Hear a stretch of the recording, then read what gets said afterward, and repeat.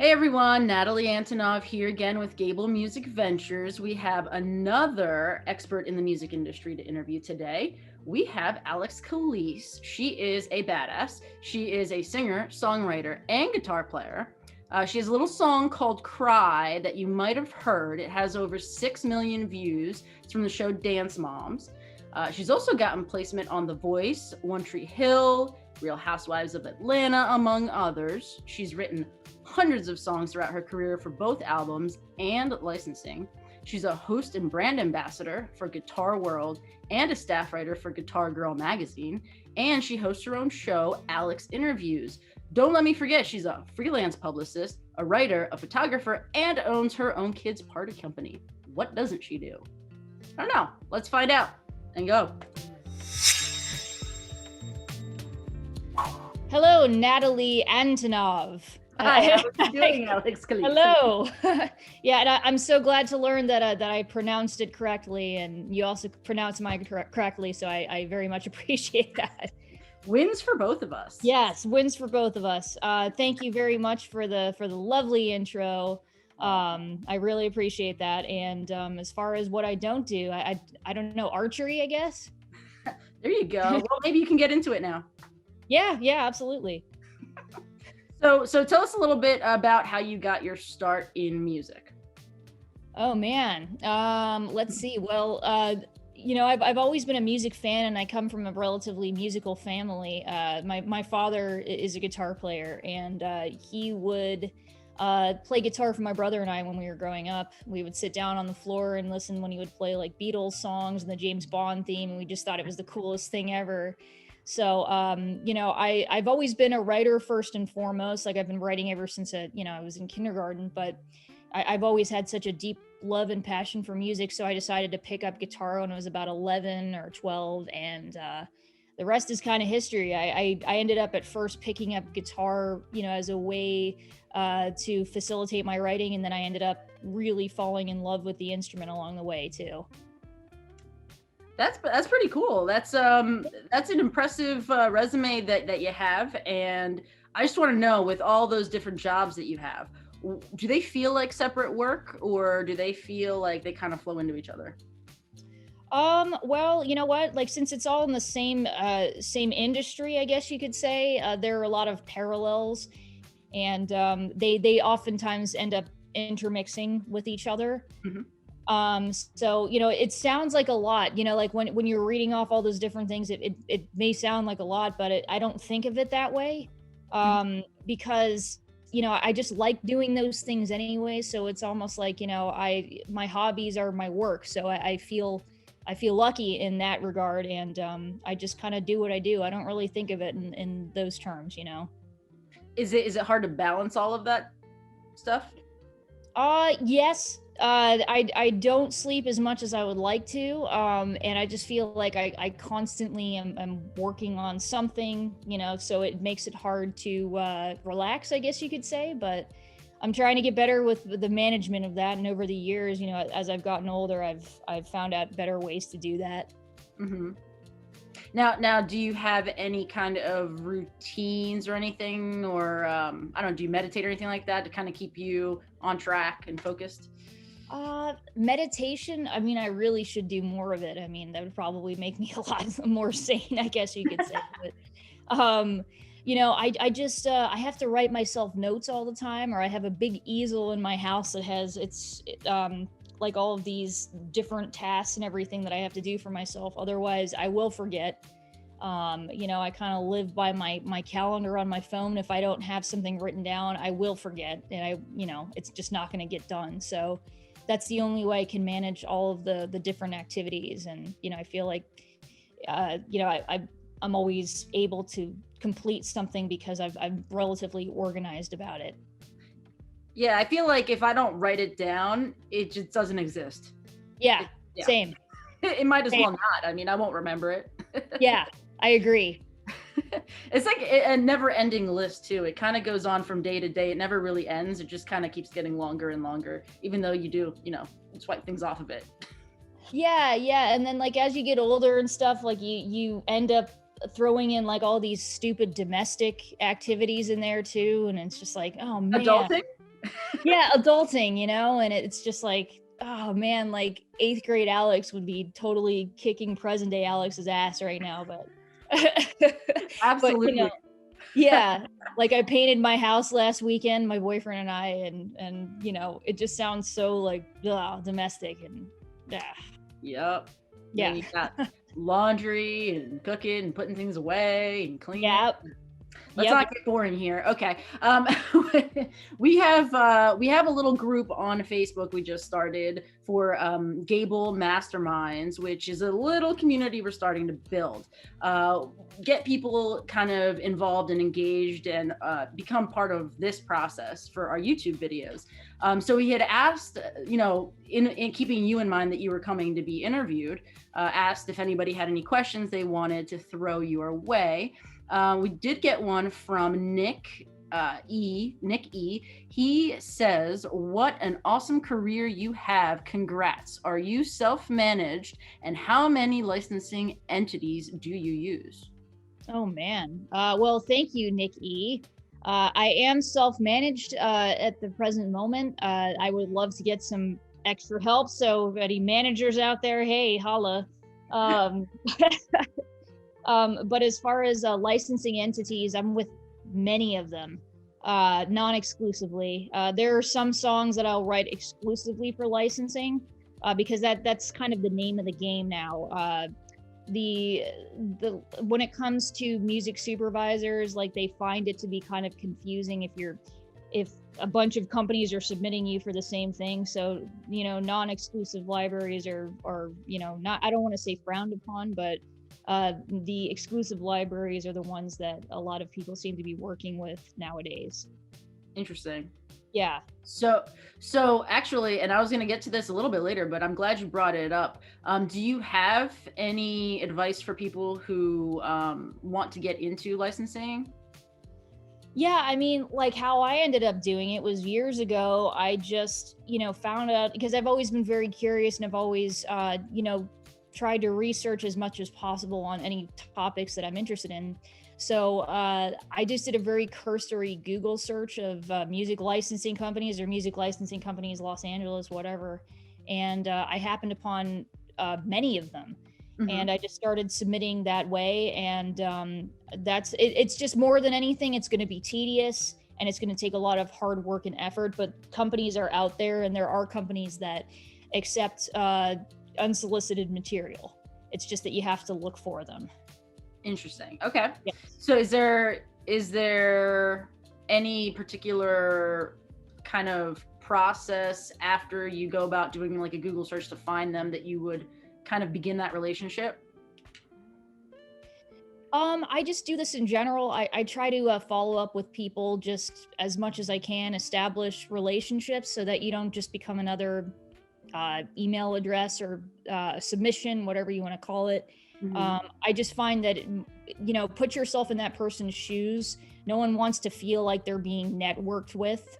So mm-hmm. establish a genuine connection. Just I just, maybe it's because I'm a social person too, but I just like to get to know these people, on a personal level and see what they're all about. So yeah, that's a great tip. Kind of keep yourself at the top of their mind and right. Not, just an email, like you said. Right. Exactly. Absolutely. Now you've also written a bunch of songs, not just for licensing. And I'm wondering, what advice do you have for people who find it difficult to kind of come up with inspiration for writing stuff? Let's see. It's really hard to put a definition on, I guess, inspiration, or, tell somebody where it comes from. I wish that I could give you a better answer in that regard. But, I do have some friends in the biz that will give me like a heads up as far as what companies are looking for. I would say that another thing you could do is just, if you're looking to write some songs, say for licensing specifically, check out some modern commercials and listen to what is being used in the commercial. Like there was a time where bells were constantly being used, in every single commercial. And that's, just check out what's going on and get a feel for the music that's going on in TV shows and movies, there's a lot of parallels. You know, in music, like when it comes to licensing music, there's trends. You know, just as much as there are trends in, you know, mainstream radio. And just kind of just listen and see what's seems to be popping up in like all of these different mediums. So that's the best advice that I could give as far as, you know, like trying to find inspiration. Just look around you. Think about, you know, what are you feeling today? You know, I came up with a song the other day called "It's Been a Year" with my songwriting partner Rob, and we were just talking about how crappy this particular year has been with the pandemic, and we were just like, man, it's been a year. And that ended up being that ended up being the refrain of the song. So yeah, just a lot of, at least my inspiration comes from personal experience. Cool. All right, so let's shift over to the guitar playing. You've been playing for over 20 years. Do you have any good guitar playing habits that you might share with up and coming players? Sure. I would just say, you know, practice as much as you possibly can, in the regard that it doesn't have to be 2 hours a day. I would say set aside 10 to 15 minutes if you can't do that. Just because it's a muscle. Music or playing guitar, it's you're using muscle memory. You know, I notice when I'm not playing for a few days that it just feels like a foreign object or something. Right. So, you know, sometimes I'll just be like, earlier I was watching TV and I was just practicing scales and stuff. And don't be afraid to ask for help. For the longest time, you know, I was just like, I felt embarrassed because for all intents and purposes, I mean, I did some formal training when I was younger, but I've been largely self-taught. And there was a lot of stuff I didn't know theory wise. And there were a lot of gaps in my playing because of that. So I ended up taking lessons fairly recently from a friend of mine, and you know, I'm just kind of filling in the gaps now. So don't be afraid, don't be embarrassed by your lack of knowledge in a particular area. You know, who gives a crap? It's, you know, if it's, there's always something to be learned. Yeah, no, that's for sure. What's interesting about what you said was that, you know, just 10 or 15 minutes a day would really go almost farther than maybe like a couple sessions per week that were maybe an hour long or something like that. I remember as a kid, like I used to go to, you know, piano lessons or whatever, and it would always be more or less about an hour of time once a week or twice a week or something like that. And that's how I kind of keep doing it at this point with other instruments like guitar and stuff like that. But that's interesting that you say 10 to 15 minutes a day. Yeah, because it's not always realistic, you know, even with myself. Yeah, sure, this is the industry that I'm in, and this is, like, I consider it's a job.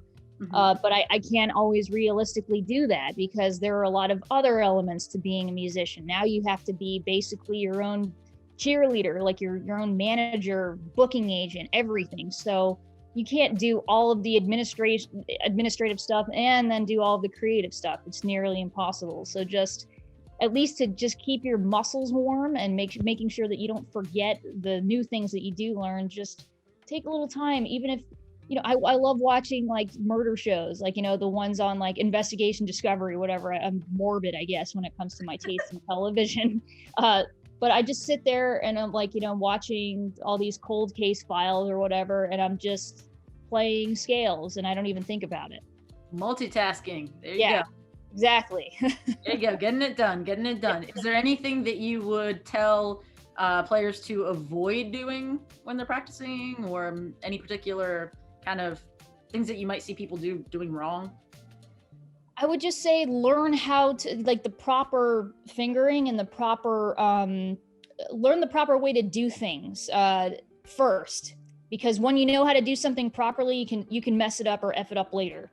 You know what I'm saying? Like, and another thing that Johnny Lang, I remember Johnny Lang said, I'm not sure if you're familiar with him or not. Johnny Lang. No.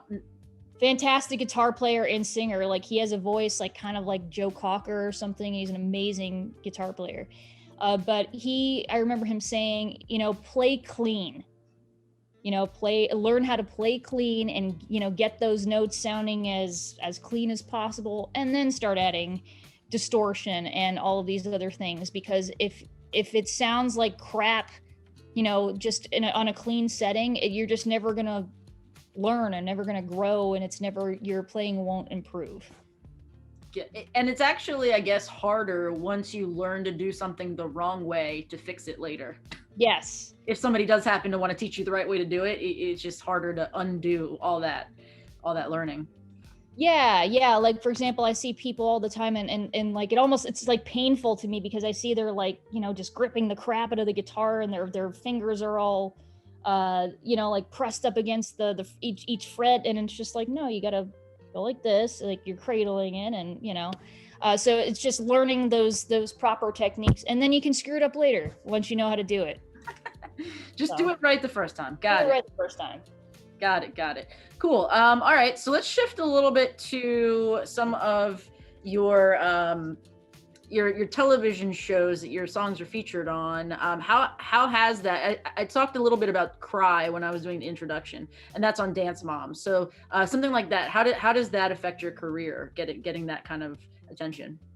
That was a very interesting story, I guess you could say, because I had released an album. The album that it's on is called In Avanti, and it's a largely electronic rock record. That was the sole ballad on that entire record.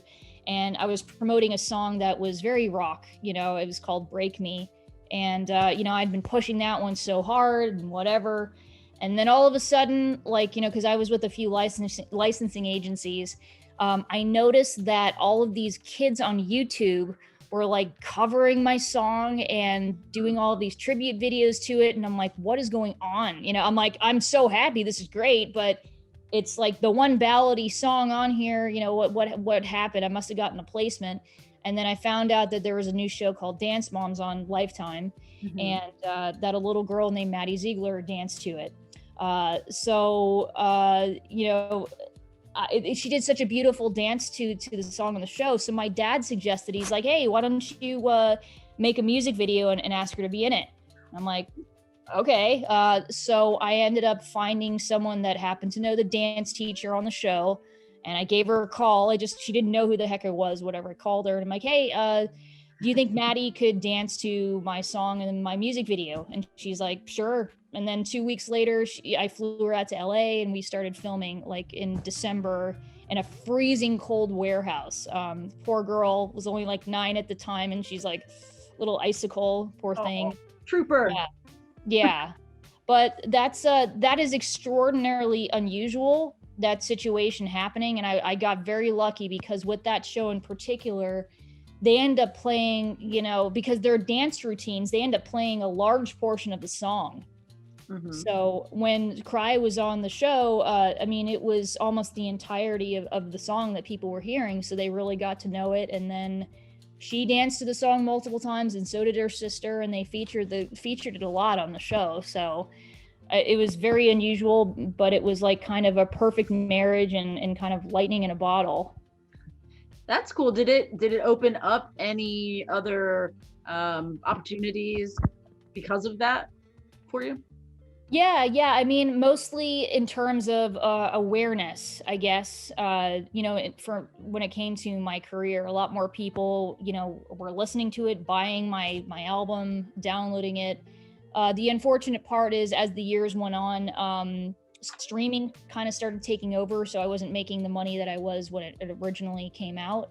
Mm-hmm. But I was able to sustain myself as a musician for quite a long time from just that placement alone. So that was amazing, and something that not a lot of artists get to experience. So for that experience, I'm very blessed.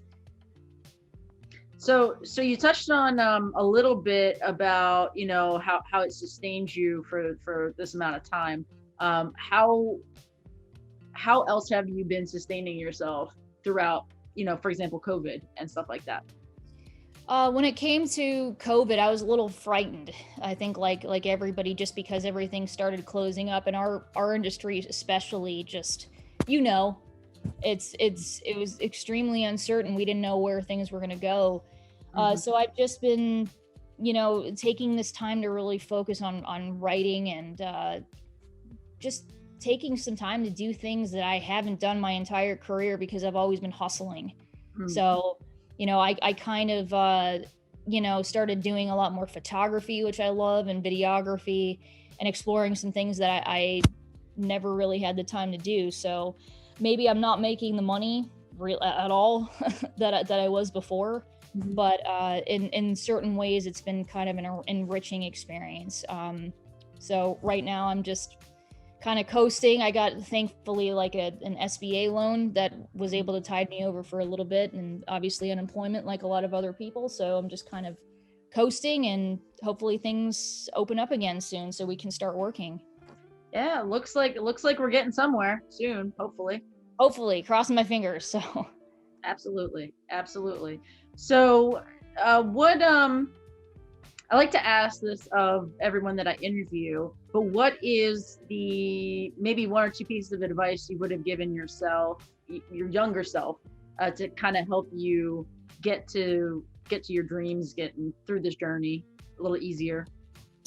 Oh, that's a really good question. I would have said, because I went to school for a time of about 3 years or so of college, and then I left.